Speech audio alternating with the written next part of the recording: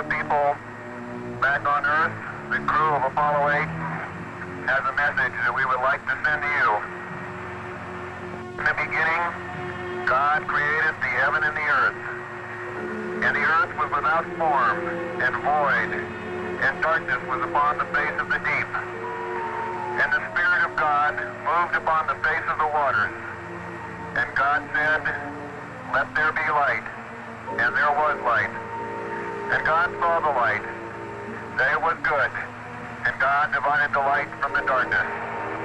And God called the light day, and the darkness he called night. And the evening and the morning was the first day. In the beginning, the void, the darkness, then light, then life. And from life came man, joining the caravan for the long, slow journey through a world of discovery, invention, exploration. His marks, his milestones, stretch out through the centuries. His footsteps echo down through the corridors of time. Time. July 1969 in Florida. The footsteps, the caravan quickened. The corridors shortened as man reached outside his world into another void.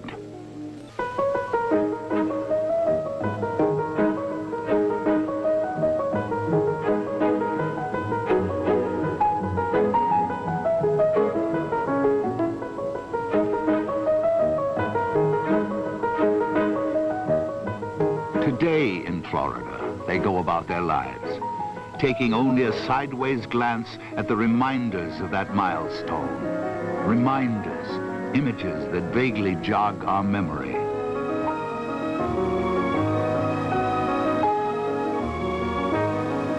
is Apollo Saturn launch control, aiming toward a planned liftoff time of 32 minutes past the hour. The start of our launch window on this, the mission to land men on the moon. The countdown still proceeding very satisfactorily at this time. Time, it plays tricks on us. It smudges and blurs the sharp edges of reality. But we turn the trick and summon up our own reality, images, sounds, to help us remember. During the powered flight. The batteries all look good. The next time we go internal will be at the 50-second mark with those batteries, and they will remain, of course, on internal power during the flight. The lunar module, which has been rather inactive during these latter phases of the count, also is going on internal power at this time on the 2 batteries in the ascent stage and the 4 batteries at the descent stage. They came 1 million of them to this place, drawn by the magnet of history in the making. The astronauts, the prime crew, were awakened at 4:15 a.m. Eastern Daylight and proceeded to have a physical examination in which they were declared flight ready. They sat down for the normal astronaut fare on lunch day. As far as breakfast is concerned, orange juice, steak, scrambled eggs, toast, and coffee. The target for the Apollo 11 astronauts, the moon, at liftoff will be at a distance of 218,096 miles away. The astronauts departed from their crew quarters after checking out their suits. They departed from the crew quarters at 6:27 a.m. and some 27 minutes later, 8 miles away from the crew quarters at the Kennedy Space Center, atop the launch pad at Complex 39, 6:54 a.m., the commander, astronaut Neil Armstrong, was the first to board the spacecraft. He was followed about 5 minutes later by Mike Collins, and finally Buzz Aldrin, the man who's sitting in the middle seat during liftoff, was the 3rd astronaut to come aboard. The weather is certainly go. It's a beautiful morning for a launch to the moon. We expect a temperature of about 85 degrees in the Kennedy Space Center area. We're still go on Apollo 11 at this time. T-minus 25 seconds. 20 seconds and counting. T-minus 15 seconds. Guidance is internal. 12, 11, 10, 9. Ignition sequence starts. 6, 5, 4, 3, 2, 1, 0. All engine running. Liftoff. We have a liftoff. 32 minutes past the hour. Liftoff on Apollo 11. Tower cleared.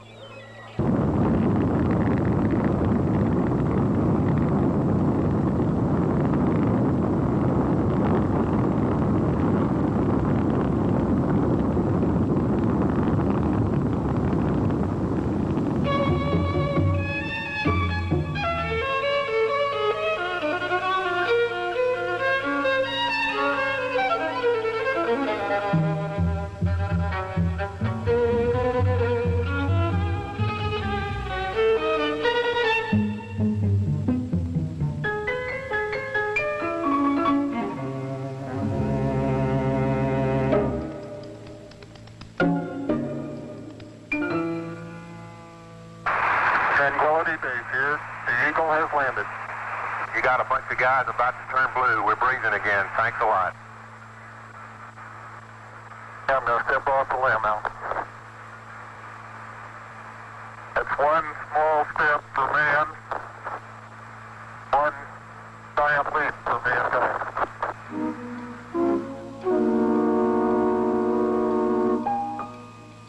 Apollo 11, Armstrong, Aldrin, and Collins. They and millions of others reached out and, in their own way, touched another planet.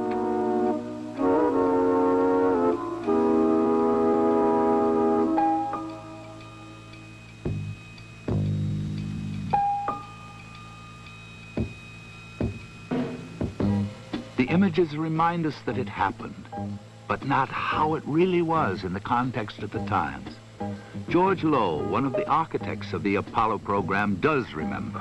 If you think back at the period of the 60s, they weren't very happy years in general. We had, well, the ever-deepening involvement in Vietnam. We had riots on the campuses, riots in Watson, elsewhere, 3 terrible assassinations. A great deal of strife and turmoil in the country. And yet all of this was overcome by one single event, and that was Apollo 11. The decade ended with it. It was a fantastic adventure that I believe helped overcome all of the bad things of the decade. It represented Americans to ourselves, and particularly to the rest of the world, as we like to see ourselves and as we hope the rest of the world likes to see us.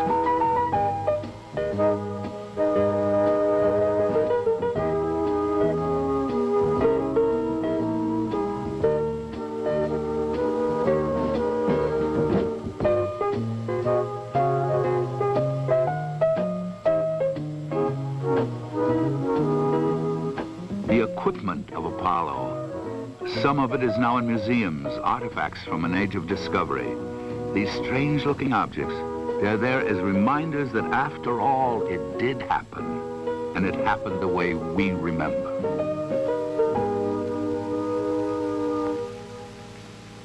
The facilities of Apollo, now silent and still. In Houston, Mission Control, the nerve center of manned flight operations. The chapters of space history, first Mercury, then Gemini, then Apollo, were written by the people who sat at these consoles. And these chapters of history came at us with breakneck speed. Christmas Eve, 1968, in the beginning, Apollo 8. The footsteps were quickening. A few months later, Apollo 9. The long years of preparation were contracting into days, hours, minutes. The first manned flight of the lunar module, the Spider. Apollo 10, the dress rehearsal for the real thing. In 5 months, 3 missions, and in the 7th month, the payoff. Then, the celebrations.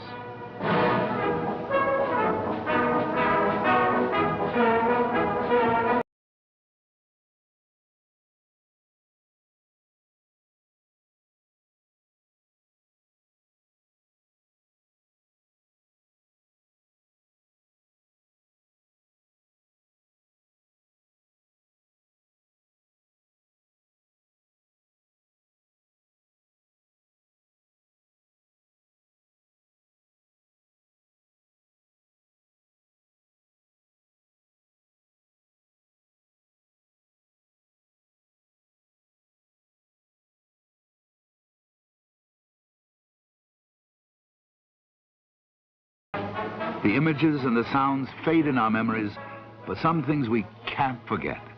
Names: Apollo 11, Armstrong, Aldrin, and Collins.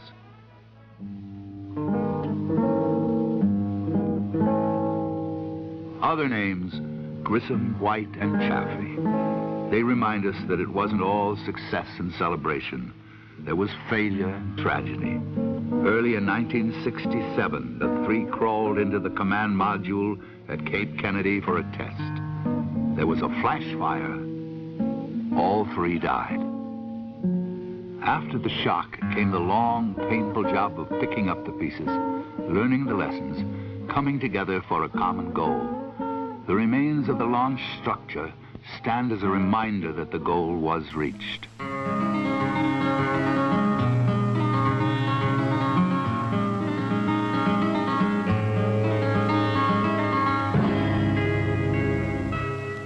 These strange shapes, what do they mean? These towers of steel, what are they? Monuments or leftovers from some earlier age of discovery? In the long history of man, in the slow journey of the caravan, what point do these mark? Historian Arthur Schlesinger: I have no doubt at all that if posterity remembers the 20th century for anything, historians 500 years from now looking at the 20th century, it will be because it will be the century when man first began to break his terrestrial bonds and began the exploration of space. So that's it?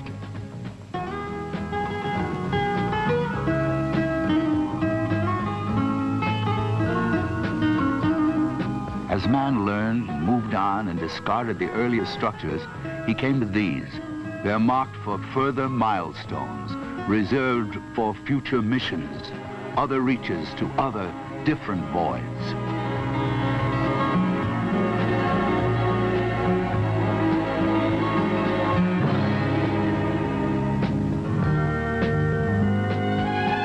Historians 5 centuries from now will mark this century, this place, and they will further note that from the void, life, man, it took eons to reach this point. But once there, the centuries and years compressed into days, hours, split seconds of exploration.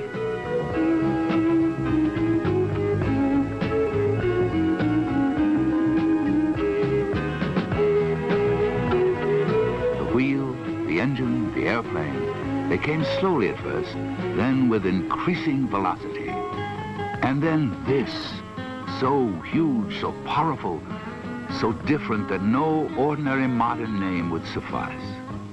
They reached backward through antiquity to Roman mythology, and they named it Saturn.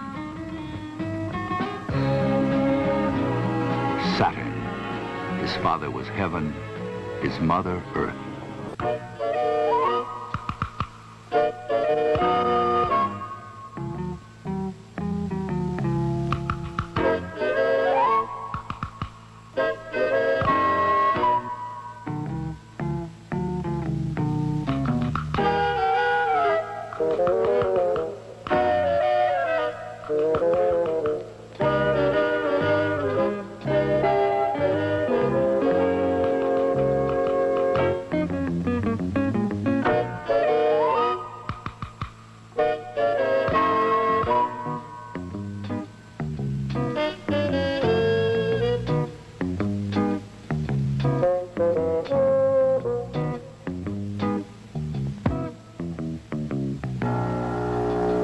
They relaxed and had fun because we, were confident of success.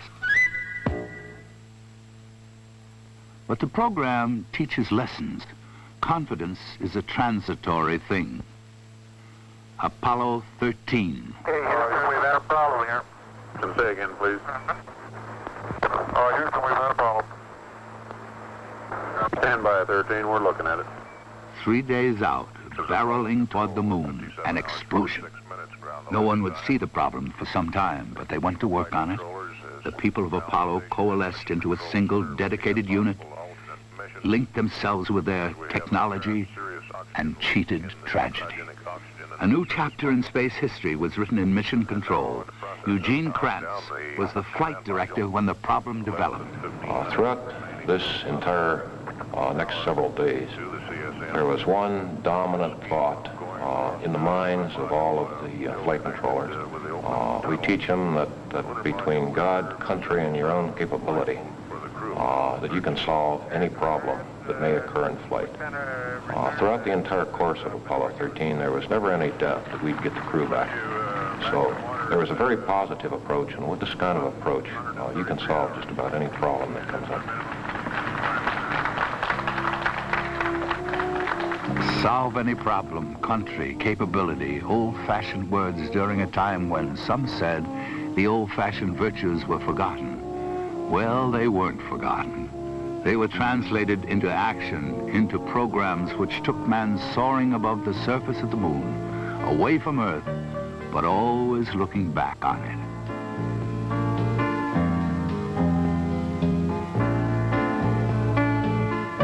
These divided thoughts, the moon, the Earth, run through the Apollo program a sort of theme. They went there flying in their graceful machines, but they always thought back to where they came from. Perhaps that's natural. The moon is a strange place for men to be flying to.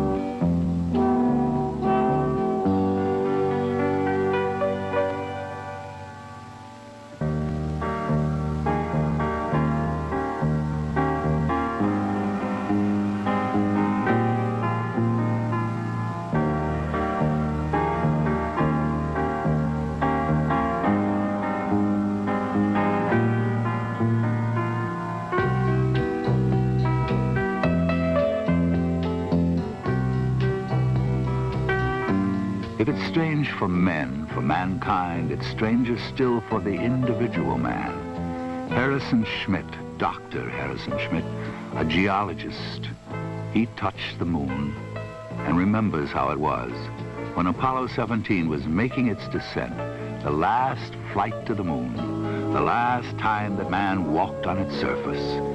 Schmitt remembers how it was. One's first feelings are a mixture, a very complex mixture of humility, of excitement because of something you had planned to do was being accomplished, but of a great attention to detail, to the detail that you had thought about and learned about for so many years prior to the actual event. That detail keeps you occupied with where your hands are and where your feet are, which rung they might be. You try to remember, well, am I at the bottom of the rung? And then as one moves away and tests his way on the surface of the moon and looks around, and in my case, looked around a very magnificent valley, you see a rolling, hilly country that is interspersed with some blocky fields of rocks that you know because you've studied the photographs, and you saw them as you descended surround large craters that have been formed in that rolling countryside. These rolling dark hills merge in the distance a few kilometers away with the very smooth but very bright colored slopes of the massifs. And they rise with a majesty to rocky tops that are almost beyond description because there's nothing like that we have seen on Earth.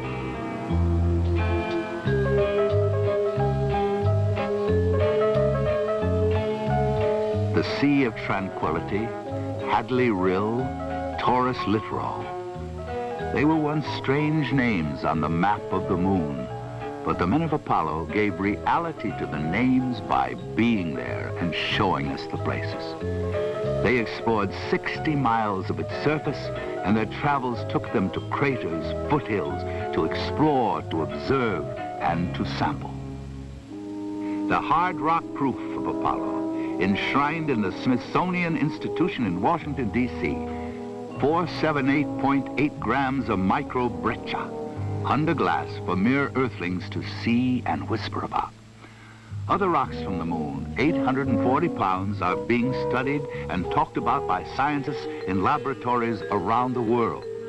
Not only rocks, tens of thousands of photographs of those strange, exotic features of the moon. And telemetry, data on tape, facts, figures.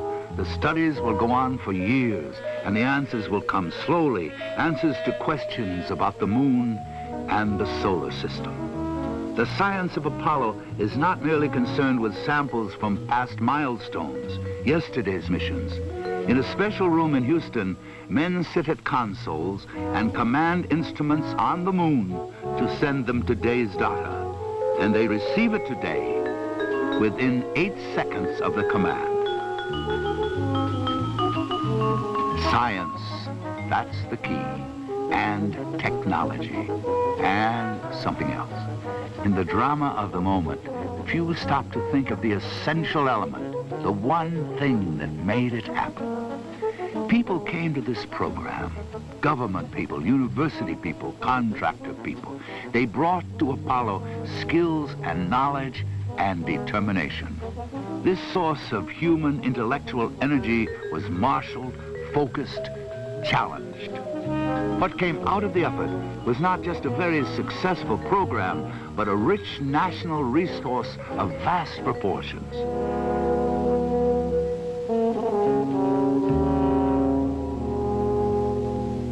Crystals from the moon, the symbols of the science of Apollo. Behind it, causing it, was the spirit of Apollo. I was strolling on the moon one day in the merry, merry month of December. Now, May the month. May, that's right. May is the year of the month. When, much to my surprise, a pair of bunny eyes. That's the truth. You do that in West Texas and you get a... We saw something of this spirit. We shared in the adventure, the excitement, the euphoria of being there. We shared it with the men who bounced across the surface of the moon. Look at the size of that biggie. It is a biggie, isn't it? And the surprise of discovery. We were there too, all of us, watching, vicarious explorers. On for the big boulder. Okay, we're headed that way. You get the tongs, John? Yep, we got. I'll carry the rake. Look at the size of that rock. Can't believe it. Got it. I can't either. Okay, let's go on back. I am. And the meaning, the significance of an occasion. That too came to us, flashed into our living rooms on a 19-inch window on the universe. Countries throughout the world. We hope that this will be a symbol of what our feelings are, what the feelings of the Apollo program are, and a symbol of mankind that we can live in peace and harmony in the future.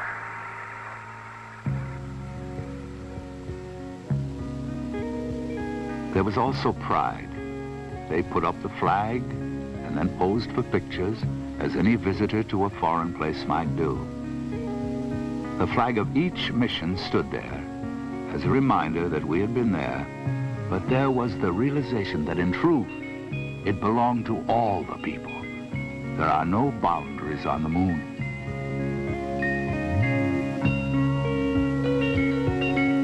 The focus was the moon. That's what it was all about. But by reaching up there, we, in a sense, came back here. As one stands and scans a 360-degree panorama of his own, one of the first objects in the dark lunar sky that you see is a bright and beautiful bluish globe that we call Earth. This globe represented to all of us, I think, not only home, but a very fragile place that we have come back and felt that needed not only protection, but understanding.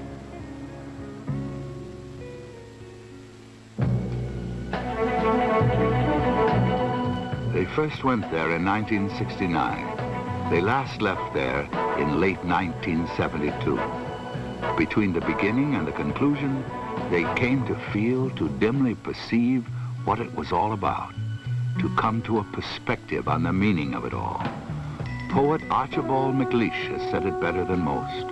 To see the earth as it truly is, small and blue and beautiful, in that eternal silence where it floats, is to see ourselves as riders on the earth together, brothers who know now they are truly brothers.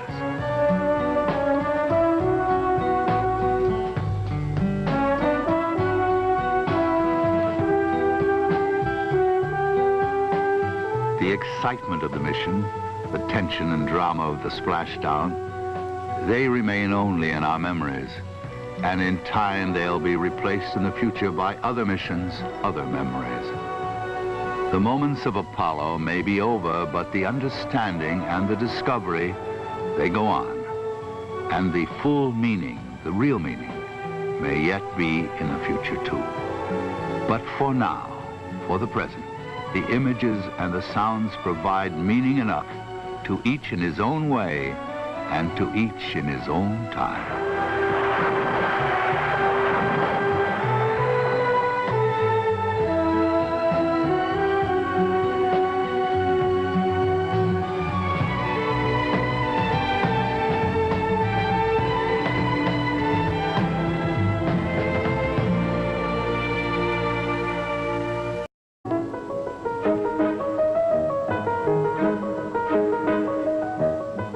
Today in Florida, they go about their lives, taking only a sideways glance at the reminders of that milestone.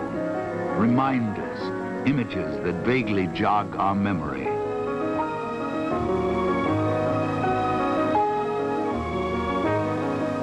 is Apollo Saturn launch control, aiming toward a planned liftoff time of 32 minutes past the hour. The start of our launch window on this, the mission to land men on the moon. The countdown still proceeding very satisfactorily at this time. Time, it plays tricks on us. It smudges and blurs the sharp edges of reality. But we turn the trick and summon up our own reality, images, sounds, to help us remember. During the powered flight. The batteries all look good. The next time we go internal will be at the 50-second mark with those batteries, and they will remain, of course, on internal power during the flight. The lunar module, which has been rather inactive during these latter phases. His marks, his milestones, stretch out through the centuries. His footsteps echo down through the corridors of time. Time. July 1969 in Florida. The footsteps, the caravan quickened. The corridors shortened as man reached outside his world into another void.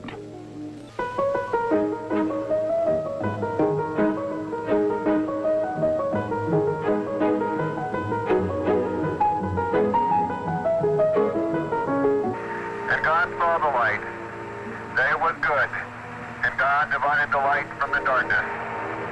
And God called the light day, and the darkness he called night. And the evening and the morning was the first day.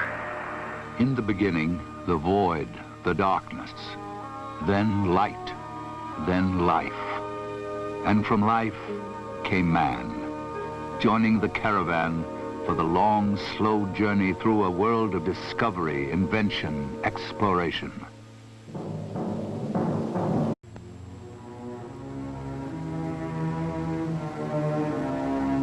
For all the people back on Earth, the crew of Apollo 8 has a message that we would like to send to you.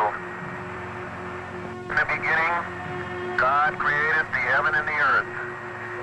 And the earth was without form and void, and darkness was upon the face of the deep.